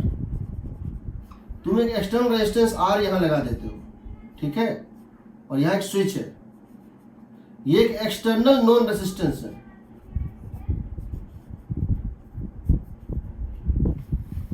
अब तुम क्या करते हो कि यहां से एक गैल्वेनोमीटर लेते हो और इसको यहां कनेक्ट कर देते हो, ठीक। और अब तुम नल पॉइंट फाइंड करते हो। सबसे पहले नल पॉइंट फाइंड करते हो जब स्विच ओपन है। तो ये तो वही चीज हो गया जो पहले किए थे, ये तो वही चीज हो गया जब एक सेल था एक, ये तो वैसे भी सर्किट में नहीं है, इसके पहले जो किए थे। सो स्टेप 1 में क्या होता है, with switch S open, with switch S open, find null point at कितने डिस्टेंस पे, x1। यहां से कितने डिस्टेंस पे तुमको नल पॉइंट मिला है, x1 पे। तुमने x1 डिस्टेंस पे नल पॉइंट निकाल लिया। तो जब तुम x1 डिस्टेंस पे नल पॉइंट निकालोगे, तुम जानते हो कि यहां से यहां का ड्रॉप कितना था, E, यहां से यहां का ड्रॉप था E, और यहां से यहां का ड्रॉप कितना था, V0/L0 into x1, V0/L0 into x1। तो यहां से यहां का ड्रॉप तुमको कितना है, E है, क्योंकि इसमें करंट तो है नहीं, ये तो डिस्कनेक्टेड है, इसमें करंट नहीं है, इसमें करंट नहीं है, ये तो ओपन है, तो यहां से यहां कोई करंट जा नहीं रहा है। इसका मतलब है यहां से यहां का ड्रॉप, बल्कि यहां से यहां तक का ड्रॉप कितना है इस रास्ते से, E है, यहां से तुमको E चाहिए था। अब तुम क्या करो, इस स्विच को क्लोज कर दो। क्लोज करोगे तो क्या होगा, देखो, नाउ क्लोज द स्विच जब तुम स्विच को क्लोज करोगे तो इसमें करंट इस तरह से फ्लो करेगा, और ये करंट कितना होगा देखो, E by R plus R, E by R plus R. इसीलिए यहां से यहां तक का जो ड्रॉप होगा, यहां से देखो, यहां से यहां तक का जो ड्रॉप होगा इस स्विच के क्लोज होने के बाद, यहां से यहां तक इन दोनों पॉइंट का जो ड्रॉप होगा, that is going to be equal to, ये P है और ये Q है, अब हो जाएगा VP माइनस VQ इज, या तो तुम इसको E माइनस IR लिखो या simply I into capital R लिखो। यहां से यहां का ड्रॉप निकालने का दो तरीका है, इस रास्ते से निकालोगे तो क्या लिखोगे I इंटू कैपिटल R, और इस रास्ते से निकालोगे P और Q का ड्रॉप तो होगा E माइनस IR, दोनों सेम ही आएगा, and that is going to be equal to I into capital R, कितना हो जाएगा E into R by R plus R. तो ये बताओ, ये जो वैल्यू है ये E से कम है कि ज्यादा है? कम है सर। कम है, क्योंकि E into this ratio is less than 1। यानी अब जो है, पहले जो ड्रॉप, पहले जब ये स्विच ओपन था उस केस में यहां ड्रॉप था E, बट अब जो ड्रॉप है वो E का एक फ्रैक्शन ड्रॉप है, क्योंकि कुछ ड्रॉप तो यहां भी है। तो इसका मतलब ये हुआ कि अब तुम्हारा नल पॉइंट नजदीक चलाएगा, अब तुम्हारा नल पॉइंट जो होगा ना नजदीक आ जाएगा, यहां चलाएगा। अब अगर तुम चाहते हो कि इसमें कोई करंट ना जाए, इसका नल पॉइंट आए, तो चूंकि अब यहां से यहां का वोल्टेज ड्रॉप कम है, अब कम लेंथ चाहिए, तो अब जो तुमको नया ड्रॉप मिलेगा x2 पे वो x1 से कम मिलेगा। अब तुम क्या लिखोगे, तुम इसको लिख दोगे, now close the switch and find new null point at x2। यहां से x2 डिस्टेंस में तुम नल पॉइंट निकालोगे तो ये आ जाएगा तुमको V0 by L0 into x2। समझ रहे हो ना, where x2 would be less than x1। तो समझो, जब तुम्हारा ये सर्किट में ये था ही नहीं तो ड्रॉप था E, ड्रॉप था E, यहां से यहां का ड्रॉप था E, डिस्टेंस चाहिए था x1।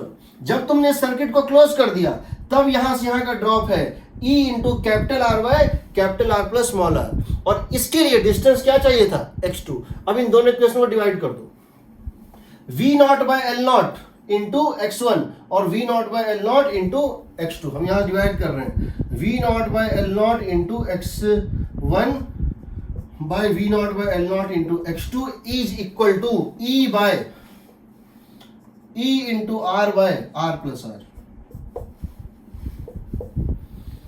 x1 by x2 is equal to 1 plus small r by capital R. So small r becomes equal to capital R into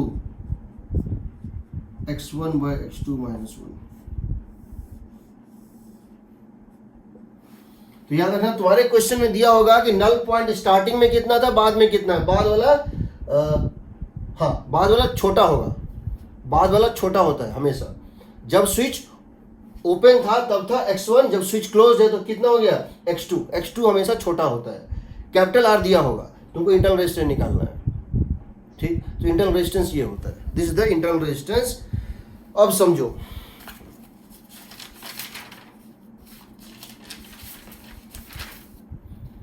अगर क्वेश्चन ऐसा हो ही नहीं और क्वेश्चन पूरी सबसे अलग हो, नल पॉइंट भी ना हो, तो क्या करोगे? यहां कोई डाउट किसी को? इसको याद रखना बट एनालिसिस ज्यादा इंपॉर्टेंट है, ठीक। नेक्स्ट क्वेश्चन, मतलब यहां कोई डाउट किसी को? अब देखो,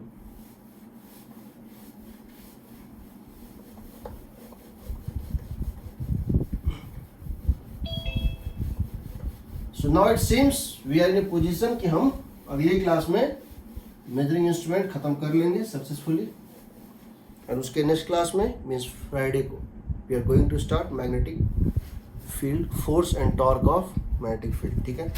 सो देखो, अगर कोई जनरल क्वेश्चन आए इंक्लूडिंग नल पॉइंट, कोई ऐसा क्वेश्चन आए जो कि तुमने मतलब कुछ समझ नहीं आ रहा क्या करें, क्योंकि वो किसी फॉर्मूले पे या इस टाइप से नहीं है, पोटेंशियोमीटर का, तो हमेशा एक पोटेंशियोमीटर एक सर्किट होता है। कैसा सर्किट होता है वो देखो। So any general question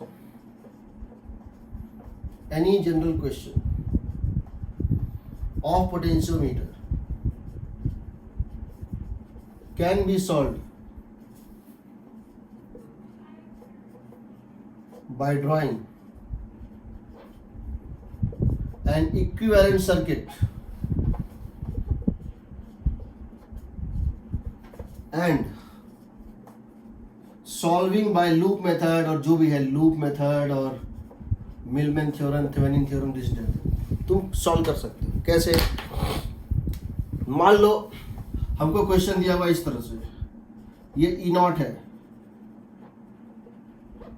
ये आर एच है, यहां से एक वायर है, आपने क्या किया है, यहां से एक कुछ भी ले सकते हो, एक सेल ले लो, यहां से एक रेजिस्टेंस ले लो, और यहां एक गैल्वेनोमीटर ले लो। इस टाइप के क्वेश्चन में अगर गैल्वेनोमीटर का रेजिस्टेंस नहीं दिया है, इस टाइप के क्वेश्चन में जो जनरल सर्किट वाला होता है, तो वो कभी रेजिस्टेंस और गैल्वेनोमीटर का यूज पड़ जाए बट दिया ना हो, इफ नथिंग गिवन, तो गैल्वेनोमीटर का मतलब होता है एमीटर बेसिकली। इसको शॉर्ट सर्किट मान लेना, जीरो रेजिस्टेंस मान लेना, इसको जीरो रेजिस्टेंस मान लेना। अगर दिया है तो कोई बात नहीं, नहीं दिया है तो जीरो रेजिस्टेंस मान लेना, ठीक है। यहाँ पे हम तुमको बोल रहे हैं, यहाँ पर ई है और यहाँ पर आर है, यहाँ ये प्लेस किया हुआ है। हम ये जानना चाहते हैं इसको कहाँ रखें, हम ये जानना चाहते हैं इसको कहाँ रखें कि इसमें करंट है 1 एम्पियर ऊपर की तरफ, इसको कहाँ रखें, हम क्या जानना चाहते हैं, करंट इसमें 1 एम्पियर ऊपर की तरफ है, तो इसको कहाँ रखें, पहला क्वेश्चन। दूसरा क्वेश्चन, कहां रखें कि इसमें करंट 2 एम्पियर नीचे की तरफ हो, कहां रखें कि करंट 2 एम्पियर नीचे की तरफ हो, या इसको चेंज कर दो, हम यह करंट देके, करंट का मैग्नीट्यूड और डायरेक्शन देके पोजीशन पूछ रहे हैं, हम ये ना करें, हम कहें कि अगर हम इसको 60 सेंटीमीटर पे रखे हैं तो करंट कितना होगा और किधर होगा। डिस्टेंस दे दे करंट पूछें, या करंट दे दे डिस्टेंस पूछें, नल पॉइंट का क्वेश्चन पूछे ही नहीं।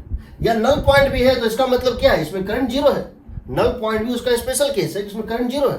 तो याद रखना कि जब भी ऐसा क्वेश्चन आएगा, ये ईएमएफ दिया रहेगा, ये रेजिस्टेंस पता है, तुमको ये समझना है कि यहां से लेकर के यहां तक, जॉकी के पॉइंट तक, ये एक रेजिस्टेंस है। कितना रेजिस्टेंस है ये रेजिस्टेंस है R1, और यहां के बाद ये जो पूरा दिख रहा है वायर, इसके राइट से यहां, ये रेजिस्टेंस कितना है R2। तो पूरा सर्किट बन गया ना, क्या बन गया देखो। अब तुमको इसमें मान लो करंट दिया है, तुमको R1 निकल जाएगा, डिस्टेंस अगर दिया है R1 निकल जाएगा, क्योंकि उस डिस्टेंस के रेशियो में ये डिवाइड हो जाएगा। मान लो 100 सेंटीमीटर का, मान लो 100 सेंटीमीटर का रेजिस्टेंस था 10 ओम, और ये मान लो 40 सेंटीमीटर है, तो पता है ये 4 ओम है।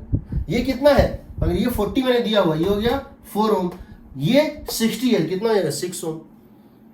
इसमें करंट निकालना है, एक लूप ये, एक लूप ये, सॉल्व कर लो, बन जाएगा। जैसे हम एक इलस्ट्रेशन ले रहे हैं, हम इसको मान लेते हैं, कुछ भी 20 वोल्ट, ठीक, हम इसको मान लेते हैं suppose 20 volt, this is our 20 volt, this is suppose कितना मान लें इसको, और 10 ओम। ये टोटल रेजिस्टेंस है। ए बी वायर जो है, पोटेंशियोमीटर वायर, इसका लेंथ है 100 सेंटीमीटर, और रेजिस्टेंस है मान लो 30 सेंटीमीटर, 30 वोल्ट, 30 ओम, ठीक है। यहां से डिस्टेंस दे दें, डिस्टेंस ही दे देते हैं, चलो ये डिस्टेंस दे देते हैं। ये डिस्टेंस है सपोज, अच्छा 15, सॉरी इसको मान लो 40 ओम मान लो। ये डिस्टेंस मान लो हम दे रहे हैं सपोज 25 सेंटीमीटर। इसको भी दे दे कुछ वैल्यू, इसको दे देते हैं सपोज 4 वोल्ट, चलो इसको दे 5 वोल्ट, सो देते 1 ओम। हम क्वेश्चन क्रिएट कर रहे हैं, हम बस बताना चाहते हैं मेथड क्या होता है।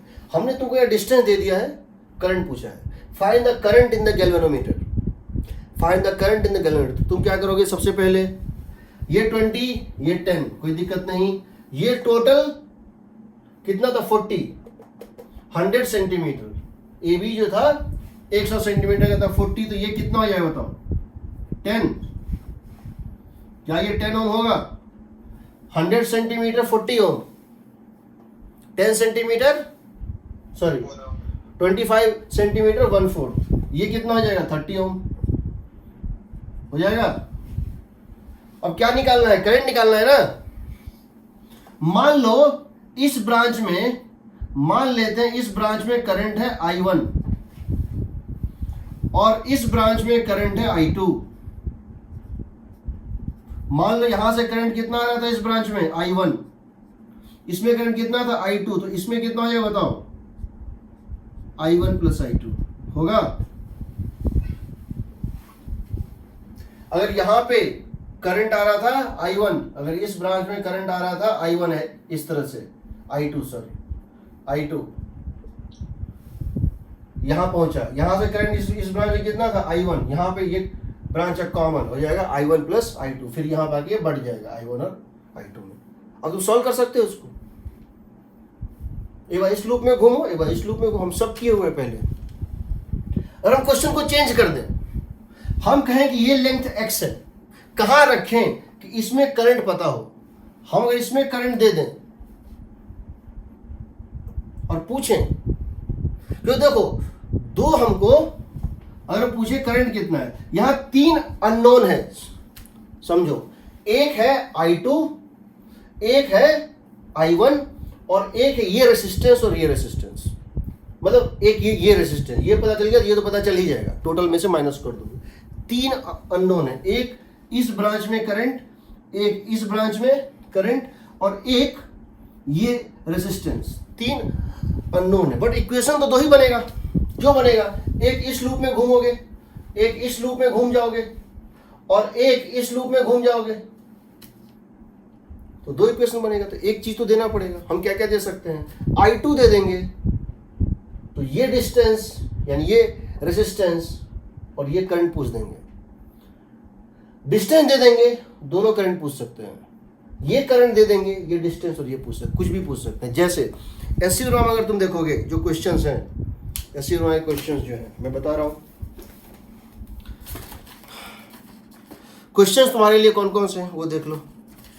आई थिंक पोटेंशियोमीटर मैंने पढ़ा दिया है, ठीक है, पोटेंशियोमीटर मैंने पढ़ा दिया है, कुछ प्रैक्टिस कराऊंगा उस पर, बाकी पढ़ा दिया है। अब page number SC Verma, page number 201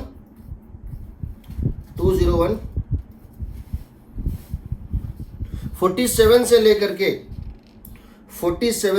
के 56 तक, 47 to 56 एक्सरसाइज के सारे क्वेश्चन मेजरिंग इंस्ट्रूमेंट्स पे बेस्ड हैं, जिसमें क्वेश्चन 50, 51, 52, 50, 51, 52, 50, 51 और 52 जो है, that is based on conversion of a galvanometer into an ammeter and voltmeter।